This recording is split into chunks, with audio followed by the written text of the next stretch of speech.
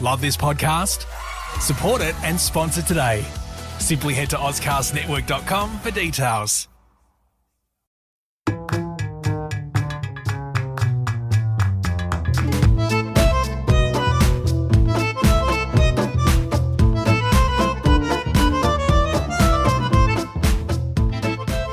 Hello everybody, Associate Professor Peter Malliaras here. Welcome to the fourth episode of Talking Tendons. Just a reminder to go over onto the tendinopathy.rehab.com blog, and you'll also find there the online course, the tendinopathy course, if you're interested in more tendon info. What we're going to launch into today is, I believe, really interesting and topical. I presented at a conference on gluteal tendinopathy during the week, and I talked about a couple of the new RCTs that have come out recently. It's great stuff. It's great to have new research, particularly looking at how we can manage these things with exercise. I wanted to dedicate the podcast to that today. So that's what we're going to talk about. We're gonna launch into a couple of the new studies.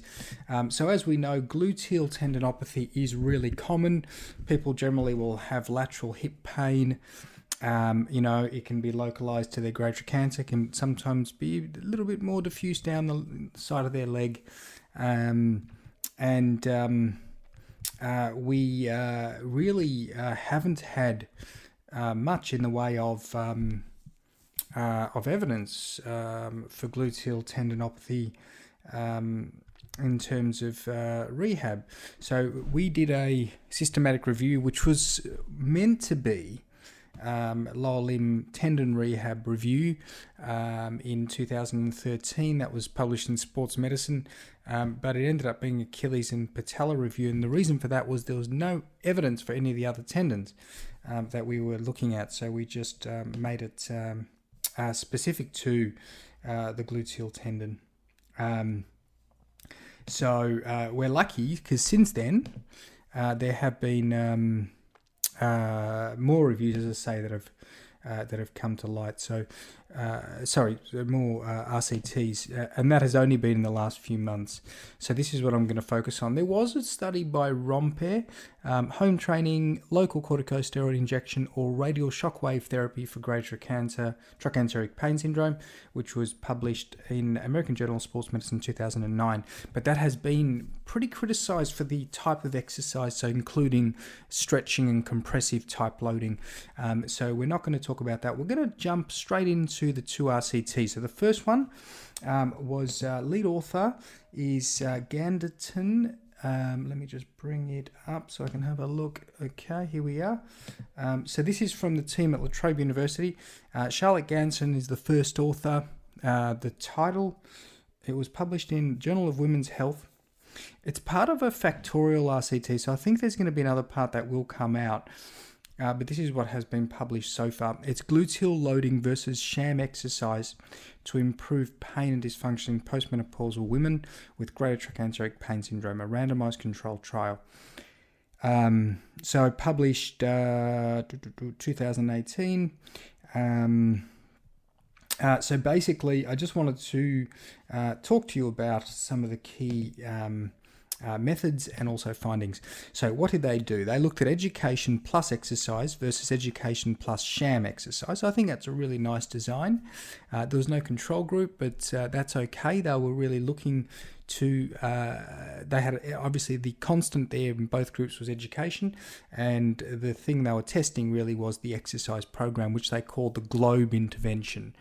Okay, and it's a global, I guess, lower limb exercise intervention where they included some calf exercise, some functional quads training like sit to stand, and I believe a step up. I might be just looking at the pictures in their paper there. They definitely focused on one of the key exercises was the hip hitch, the standing single leg hip hitch. That was one of the key gluteal exercises that they had in there. But have a look at the paper for details. The exercises basically covered the lower limb. Were all relatively sort of, you'd say functional in terms of done in standing.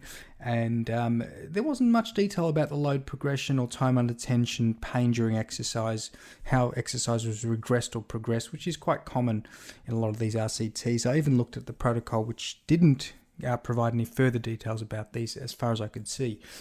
The education was really, really, really good. It was they talked about the nature of pathology, so why, what happens to the gluteal tendons and region. I presume the rationale for exercise.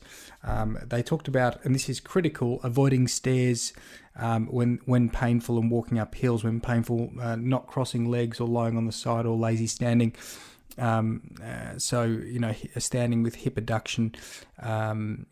And avoiding these things or minimizing these things when painful, which I think is really, really critical advice for this patient group. They were encouraged to stay active within pain limits as long as they weren't experiencing an increase in symptoms, and stay as active as possible with normal activities of daily living. So the education, I think, was really good. So what did they compare that to? The sham exercise group basically had really just exercise that just were not effective at all, or just you would imagine weren't doing much at all. So for example, quads over a roll, quads extension over a roll, open chain quads extension, lateral flexion of the trunk. So things that really you just probably wouldn't give to a gluteal patient, or he's not really going to be doing much in terms of strengthening, either very, very low load or not targeting the right areas. So what did they find? So they had 38 people in the exercise group, 43 people in the sham group at 12 months. They had pretty good follow-up. There was differences in BMI and Visa G, but they controlled for this statistically. So between group differences in BMI and the Visa G. Visa G is basically like the Visa A. It's a pain and function outcome for the gluteal tendon pain population. They didn't find any differences in lots of outcomes. So they looked at Visa outcomes. They looked at other pain and function, hip pain and function outcomes, looked at quality of life. There was absolutely no differences between the groups. And there was no difference in global perceived benefit. So the self-reported benefit by the patients was no different as well. What the conclusions were was that the education maybe was the key factor, because both groups improved. But obviously the other potential is that there were non-specific effects. So there may be placebo, regression to the mean, improvement over time. That also explains this benefit, because there was no control group or just controlling for time effects. So it's hard to say whether it was the education or just improvement over time. One of the things that was interesting was that more than 50% reported no change or worse pain, which is quite high, and that was at 12 months, which sort of suggests that the intervention was overall not that successful. Certainly the exercise didn't add anything. The glow exercise didn't add anything, and even the education was not getting many people better, which is surprising. So maybe you do need the exercise on top, but maybe the exercise wasn't the right exercise, and it could be improved, is one of the likely scenarios as well. So that's all I want to say about that trial. Let's skip over now to our second one. Getting to 8 minutes. I really apologise, guys. I'm gonna crack it one day. I'm gonna stick to my 10 minutes one day. I will do it. Okay, the second trial is by lead author Mellor, and there's lots of people on here, including Kim Bonnell and Bill Vincenzino. This was published in BMJ Open, and the title is Education Plus Exercise versus Corticosteroid Injection versus a wait-and-see approach on global outcome and pain from gluteal tendinopathy. It's a prospective, single-blinded, randomised clinical trial. Here they did a similar education intervention to what we've described. They had, again, a home exercise approach. They only had 8 weeks rather than 12 weeks in the first trial. They were followed up quite a lot. That's an important point. They were followed up more than the other group. So these guys were followed up twice a week in the last 6 weeks of the intervention, which is a lot of follow-up. That's 12 sessions just in the last 6 weeks, whereas the other group, the other study by Ganderton, I think they were followed up 3 or 4 times in total. So what did they do for exercise? This is, you could say, a more comprehensive program. They had progressions from, static abductions, bridging, double leg bridging to single leg and offset bridging. They had some double leg squats. They had then progressing to an offset squat and sidestepping. And then sort of, you could say, one of the big key exercises is a sort of reformer style double leg hip abduction, where they try and keep out of compressive adduction positions, and they start to load up more with those types of exercises, as well as loading up a bit of a mini squats and other scooter type exercises. So it's a pretty comprehensive and progressive program. Probably you could say more progressive and more comprehensive than the first study that we talked about. The key findings here are that they have their primary outcomes were global change as well as pain on a numerical rating scale, and they basically had some really incredible improvements. So I'll give you some of the highlights. At 8 weeks, 80% of the education and exercise group were better, and they were significantly better than the steroid and the wait and see group. The steroid group was better than the wait and see group at that 8 week mark as well. At 12 months, the education exercise group was still better than the other two groups, and at this point the wait and see group had caught up to the steroid group. So we didn't see in this trial, the authors didn't see in this trial the sort of flare up in the longer term with steroid.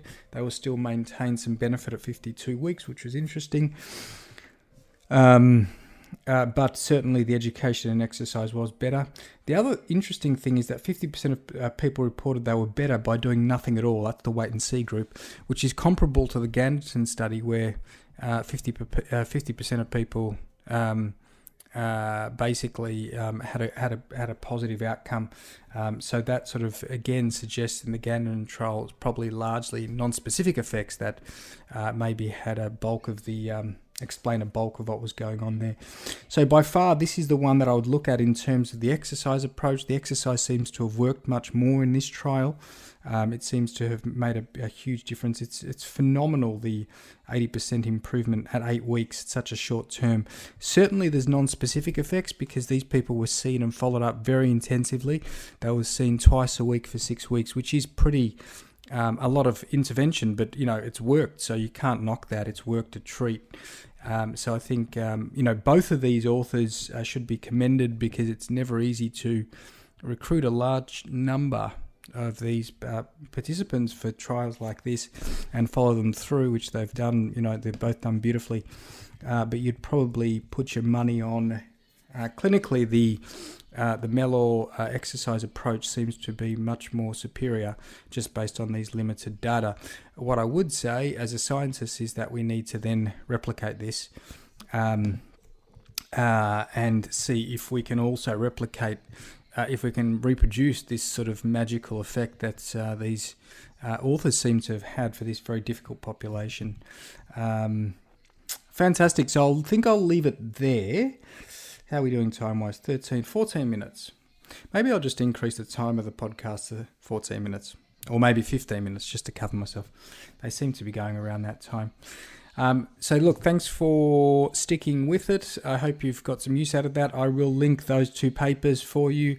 They're well worth a look and a read, and they will definitely change the way that we're managing, particularly from an exercise approach. I think it takes this approach. My exercise interventions for gluteal tendons, probably a similar principle to the Mallow study, but are probably much simpler.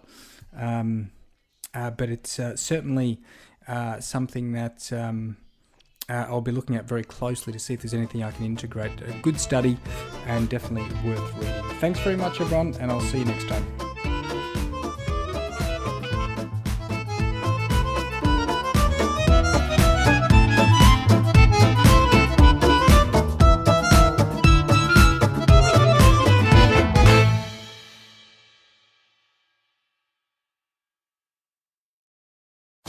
Love this podcast? Support it and sponsor today. Simply head to AuscastNetwork.com for details.